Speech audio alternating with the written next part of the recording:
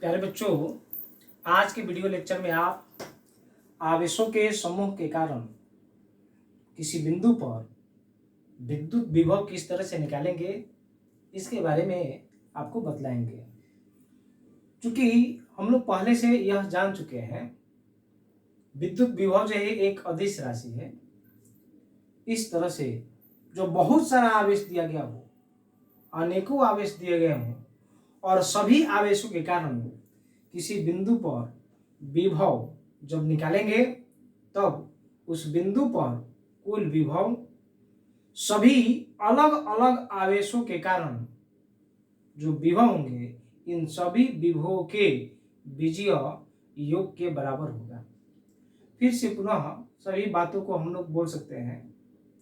अनेक आवेशों के कारण किसी बिंदु पर कुल विद्युत विभव अलग अलग आवेशों के कारण उत्पन्न विभवों के बीजीय योग के बराबर होता है।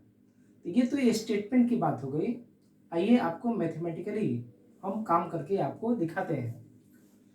आप देख रहे हैं जैसा कि हेडिंग है, आवेशों के निकाय के कारण किसी बिंदु पर विद्युत विभव, यानी कि बहुत सारा आवेश दिया गया है। तो आवेश यहां देते हैं, मान लेते हैं यह Q1 आवेश है और इस बिंदु पर विभव निकालना है। एक दूसरा आवेश ले लेते हैं, यह Q2 आवेश है। एक तीसरा आवेश लेते हैं, यह Q3 आवेश है। एक चौथा आवेश ले लेते हैं, यह Q4 आवेश है। और इस तरह से हम लोग एक और आवेश ले लेते हैं और इसे मान लेते हैं Qn। डैश डैश डैश बहुत सारा आवेश होगा और अगला आवेश हम लोग ले लेते हैं Qn और यह बिंदु P है। अब बच्चों देखिए, इन सभी आवेशों के कारण बिंदु P पर विभव निकालनी है। आप विभव के लिए फॉर्मूला पहले के वीडियो लेक्चर में आप जान चुके हैं। विभव के लिए किसी बिंदुवत आवेश के कारण किसी बिंदु पर विभव का जो व्यंजक है हम लोग प्राप्त किए हैं 1/4πε0 Q/r। तो जब विभव निकाला जाता है तो दो बातों की आवश्यकता होती है, आवेश और दूरी। कितनी दूरी पर विभव निकालनी है। यहाँ आप देख रहे हैं आवेश तो पता है, दूरी नहीं पता है, तो आपको दूरी भी माननी होगी। इसको मान लेते हैं R1, इसे मान लेते हैं R2, इसे मान लेते हैं R3, इसे मान लेते हैं R4 और इसे मान लेते हैं Rn। चूंकि Q1 आवेश है इसलिए Rn हम लोग मान लेते हैं। अब बच्चों बिंदु P पर इन सभी आवेशों के कारण विभव निकालना है।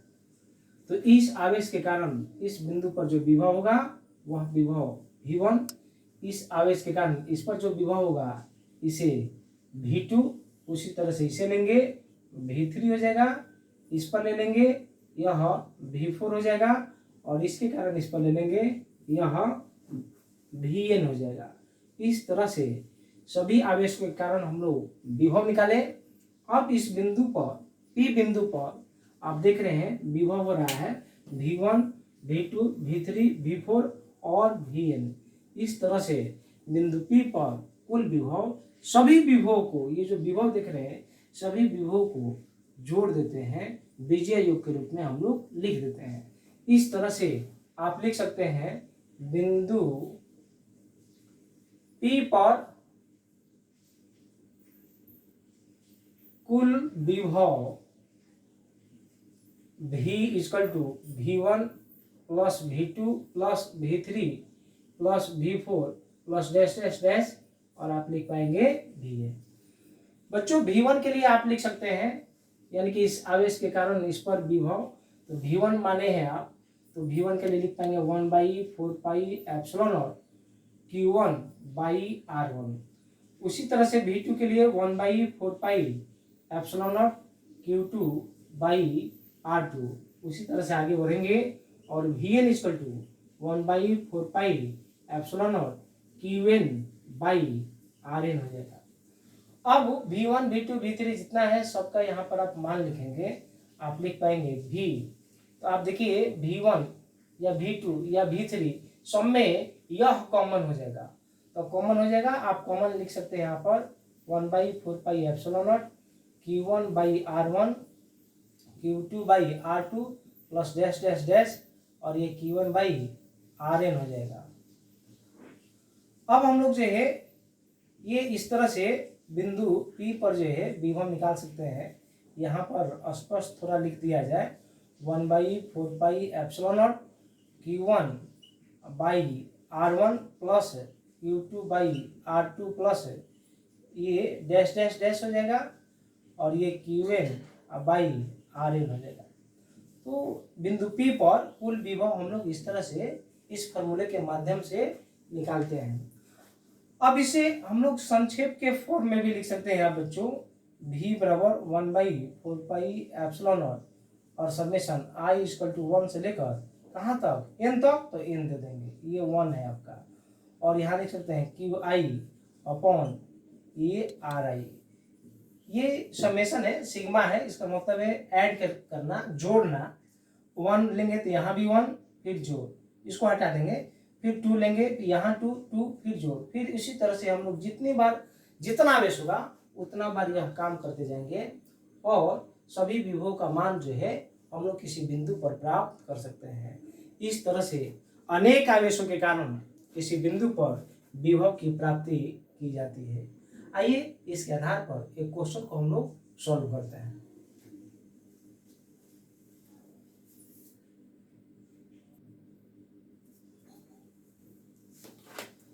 बच्चों बोर्ड पर क्वेश्चन आप देख रहे हैं, क्वेश्चन को देखते हुए हम लोग इसको बोल सकते हैं कि दो आवेश दिया हुआ है और दोनों आवेश का मान 40 माइक्रोकूलम और 10 माइक्रोकूलम है और ये दोनों आवेश एक दूसरे से 20 सेंटीमीटर की दूरी पर है।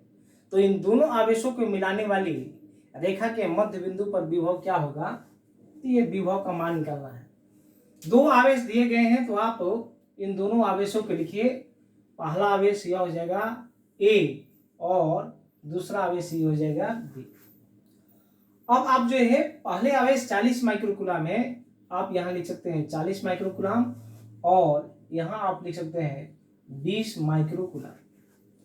इन दोनों आवेशों के बीच की दूरी दी गई है 20 सेंटीमीटर, आप लिख सकते हैं यह 20 सेंटीमीटर हो जाएगी और ये लिख दिए 20 सेंटीमीटर।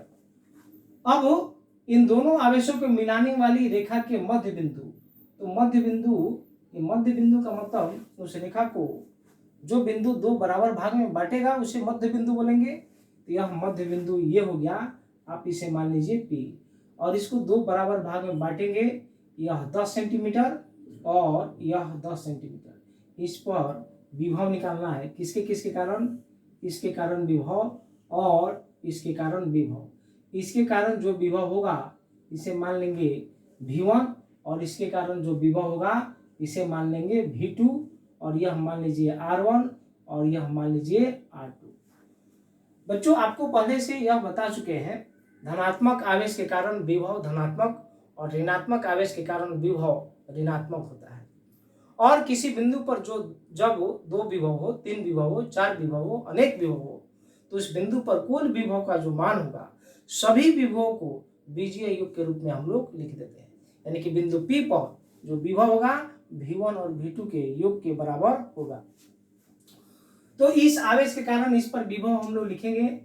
ये आवेश मान लीजिए Q1 और यह आवेश हम लोग मान लेते हैं Q2।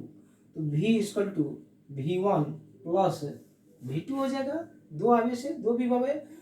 अब हम लोग जो है इसके कारण जो इस पर विभव यानी कि V1 का मान निकालते हैं।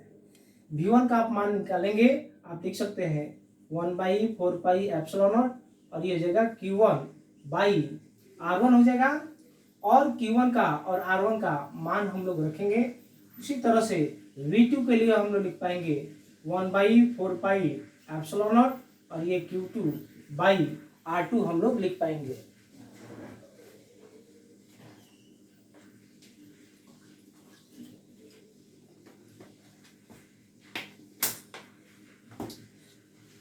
अब दोनों को आप योग जोड़ दीजिए, यहाँ पर योग के रूप में लिखिए V equal to 1/4πε0 Q1/R1 plus 1/4πε0 और ये Q2/R2।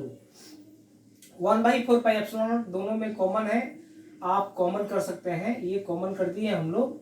आप यहाँ लिख पाएंगे Q1 by R1 plus Q2 by R2 हम लोग लिख पाएंगे।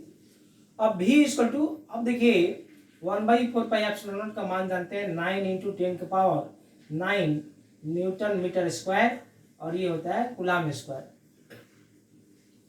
चार्ज दिया हुआ है आपका, तो चार्ज का मान यहाँ पर आप रखेंगे 40 माइक्रोकूलम, ये हो जाएगा 40 माइक्रोकूलम, और 0.1 मीटर। सेंटीमीटर को आप मीटर में बदलिएगा, क्योंकि एसआई यूनिट में यह दिया हुआ है तो इसको भी एसआई यूनिट में लिखना होगा। और फिर प्लस -20 माइक्रोकूलम, और इधर लिख पाएंगे 0.1, ये हो जाएगा मीटर। अब ये आवेश को ऋणात्मक लेना है यहाँ पर आपको।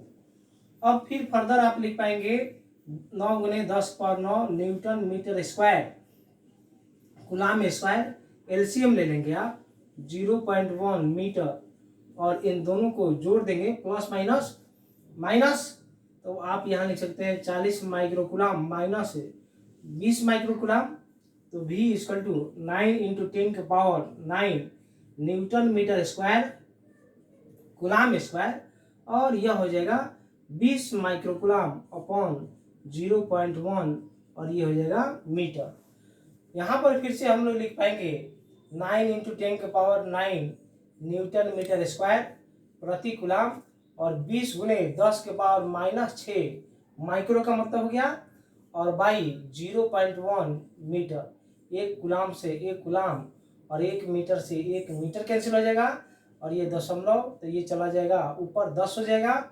इस तरह से V इक्वल टू, इसको मल्टीप्लाई करेंगे 180 × 10⁹9, और एक 10 यहाँ है 10⁻10, और ये 10⁻⁻6, और यहाँ पर लिख सकते हैं न्यूटन, और ये हो जाएगा आपको मीटर। अब देखिए यहाँ पर फिर से हम न्यूटन मीटर, और नीचे में ये कूलम है तो ये लिख दिए कूलम। आप इस 10 को इसमें ला देंगे 18 × 10⁻11 10⁻⁻6, और ये वोल्ट हो जाएगा, तो आप लिख सकते हैं वोल्ट। तो V इक्वल टू 18 × 10⁵ ये हो जाएगा वोल्ट, और इसको वैज्ञानिक संकेतन के रूप में लिखेंगे 10 से भाग 10 से गुना 1.8 × 10⁻6, ये हो जाएगा वोल्ट। इस तरह से हम लोग किसी बिंदु पर जो है 2 आवेश 3 आवेश 4 आवेश के कारण विभव का जो है मान इस तरह से हम लोग प्राप्त करते हैं।